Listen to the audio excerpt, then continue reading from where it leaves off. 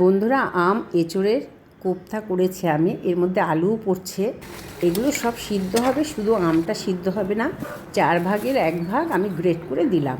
আদা দিয়েছি, কাঁচা লঙ্কা, কাজু বাদাম, আর এর মধ্যে ভাজা মশলাও পড়বে। মিষ্টি, নুন দিলাম, একটু জিরে গুঁড়ো দিয়েছি, ভাজা মশলা, কাশ্মীরি লঙ্কা। এটা ভালো করে মেখে অল্প বেসন দিয়ে এটা আবার পরে মেখে বলের আকারে করে ভাজছি। এর মধ্যে কিন্তু কাজু বাদামও পড়েছে।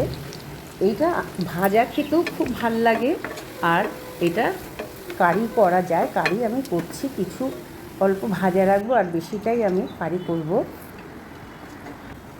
এর মধ্যে কিন্তু কাজু আছে, সাদা তিল আছে, আর আমি 1 চামচ গোবিন্দভোগ চাল দিয়েছি টেস্টটা আনার জন্য, কিন্তু ঘন হওয়ার জন্য কিন্তু আমি দিইনি। এটা খুব ভালো টেস্ট আসে।